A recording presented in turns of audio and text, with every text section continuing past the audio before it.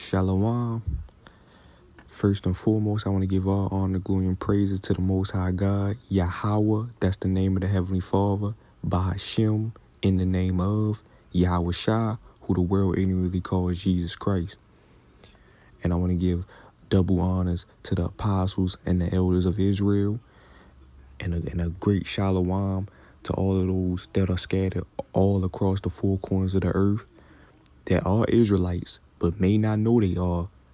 That are who they call now the so-called blacks, Hispanics, and Native Indians. So this topic is really a part 2 to the first one I made. And it's really just going into the description of the Israelites. But mainly in this video, I want to go into the description of important figures in the scriptures. So, boom. First, I got is the Messiah, or who the world ignorantly calls Jesus Christ.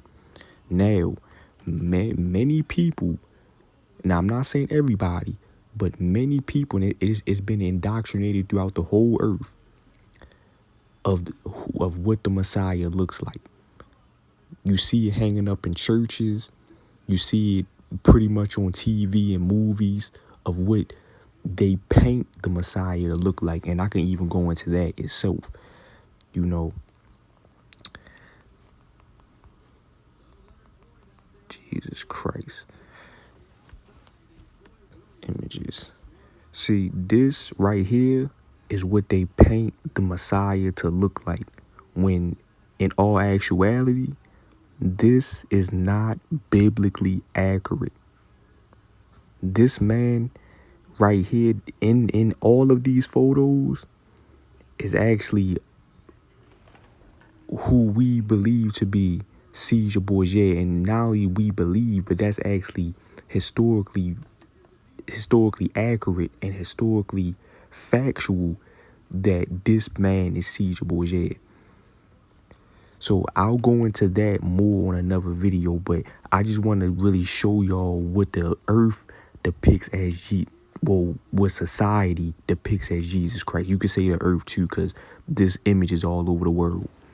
So, I'm gonna start at Revelation 1 to give a good, just to set the picture, just to set the foundation of the topic, especially when it comes to talking about the Messiah.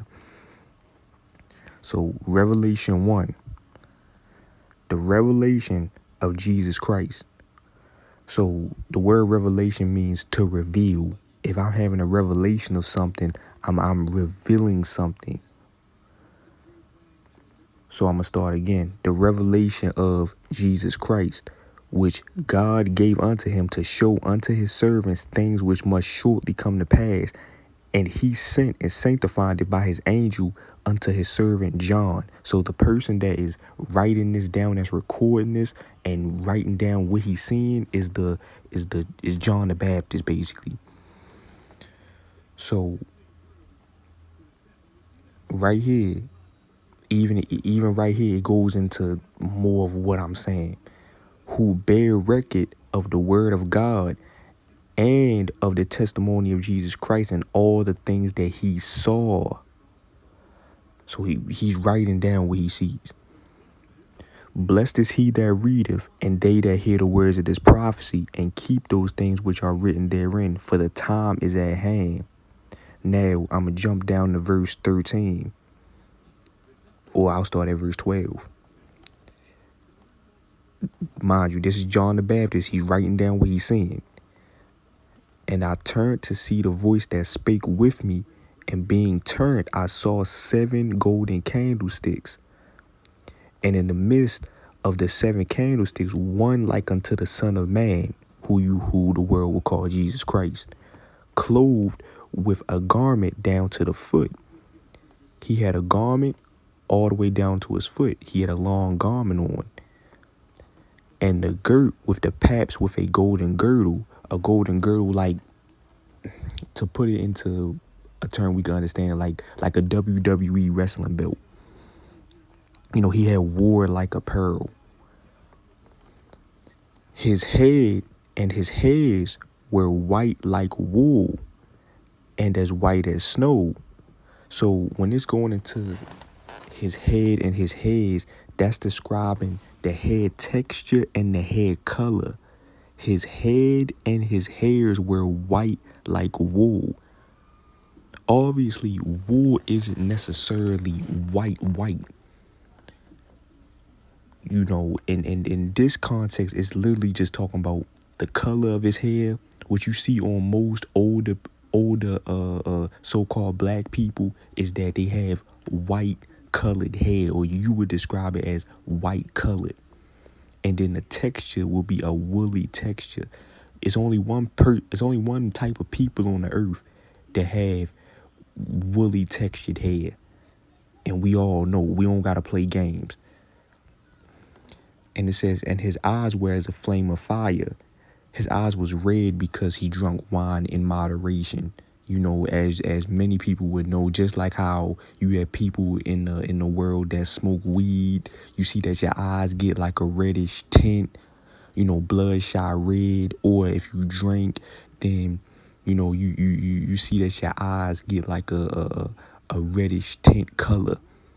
That's all right there is just describing that he, you know, his eye color. But the reason why I was like that is because he drunk wine in moderation. And right here, jumping to verse 15, it says, and his feet like unto fine brass, as if they burned in a furnace. See, your feet is going to be the same color as the rest of your body. And then your feet ain't just going to be brown, and then your upper body just be white as a ghost. That's not, you know, like, that's not logical, nor is you really seeing that in today's time. So, and if you is, like, that's really a rare occurrence. But damn near 10 times out of 10, you're not seeing that. So, and it says, in his voice as the sound of many waters. He was a very loud, outspoken man. Basically, he was very loud. Not like how they portray right here to be a very effeminate, you know, soft-spoken man. You know, right here is he's very effeminate. They paint a picture of him to be effeminate and soft-spoken, when in all actuality, that's not accurate. You know, that's not accurate with the scriptures. You know, the scriptures don't paint him out to be like that. So since we got this description, I can back that up with another description going to Daniel 10 and 5 through 6. This is Daniel's vision of the Messiah, because at the time, obviously, this was before the Messiah came. Daniel was alive, but the Messiah hasn't come yet. So once the Messiah came, Daniel was already dead. So this is the vision beforehand that the Most High has given Daniel of the Messiah. So Daniel 10 and 5 through 6. Then I lifted up mine eyes and looked, and behold, a certain man clothed in linen, whose loins were girded with fine gold of Uphaz. His body was Salaki. His body also like the beryl, and his face as the appearance of lightning. He was healthy.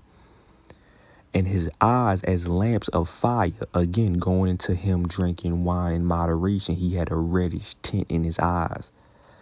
And his arms and his feet like in color to polished brass. What color is brass? We don't gotta play games. You feel me? We don't have to play games. We can go into what brass looks like. And we all can say that yes, brass is more like a brownish color. You know, they probably don't want to really show you right here, but brass is more like a brownish color. I think more right here would really show it. But back to here, it says his arms and his feet like in color to polished brass, and the voice of his words like the voice of a multitude, going into him being a very loud and outspoken man. But even right there, basically backs up Revelation 1 through 13. That backs up this pretty much all the way, but just summing it up really. So now I can go into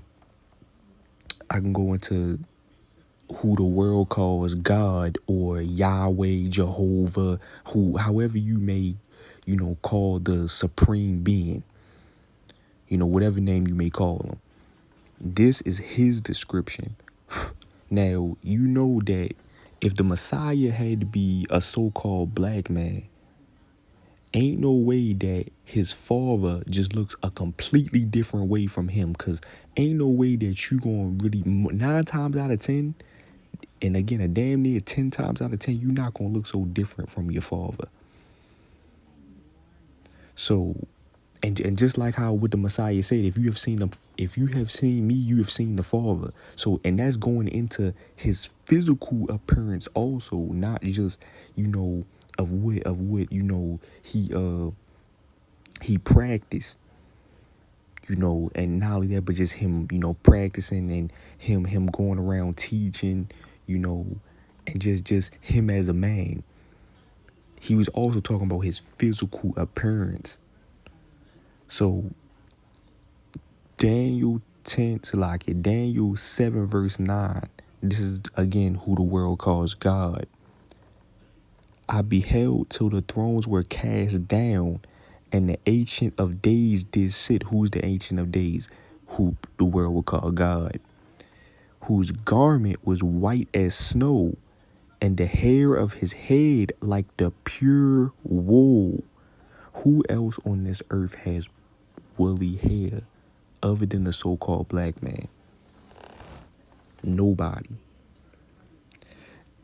And going into it, his throne was like the fiery flame, and his wheels as the burning fire. So obviously, going into it, it says whose garment was white as snow. Obviously, he had to have a body in order to have a garment. Many people believe that God is just this spirit that apparently doesn't look like anything, doesn't have a color, doesn't have a body or anything. It's just some spirit. That's not true. That's not biblically accurate. The Most High has a body. He also has a skin color. He has a hair texture, and he has a throne that he sits on. So, again,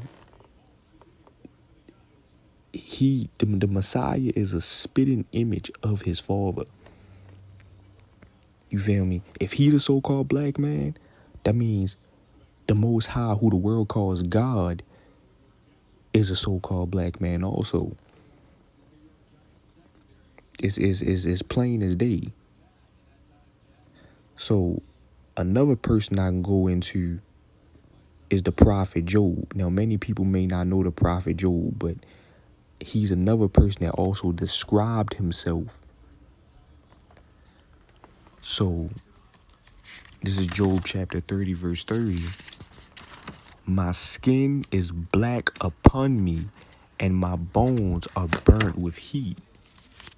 So, he described himself in my skin is black upon me. He described himself right there. And mind you, Job was an Israelite. Ain't no way you don't see, well, they proclaim themselves as descendants of the ancient Israelites. They don't look anything like the ancient Israelites, nor do they descend from them. Over there in the so-called Middle East, in the land of Israel, those people do not look anything like what I described or what I just bring out here in the scriptures. All of this only go to one people. And some people could play around and say, oh, well, what about the Arabs? They also got black skin and this and that. Yeah, but they don't have woolly hair, nor do they really fit the curses that's brought out in the scriptures. And I can go into that, but I'm gonna go into that on another video. But back to the topic at hand. I can also use King Solomon. Now, King Solomon, I'm pretty sure everybody knows the story of King Solomon. I probably really don't have to go too much into that unless, it's a need for it. Unless somebody really wants me to go into King Solomon and break that down for them, I'll go into it more and more. But here's a description of Solomon as he also described himself. So I'm going to the Song of Solomon 1-5.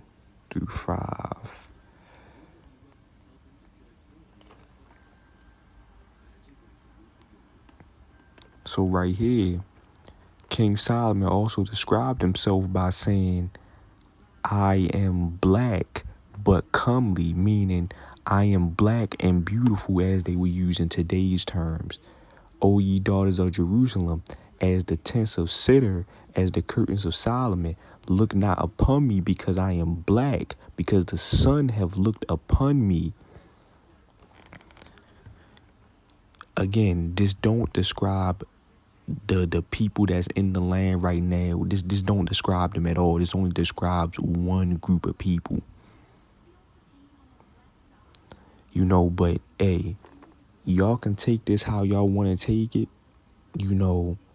Lord willing, you're edified, and Lord willing, you go and do your own research on these scriptures.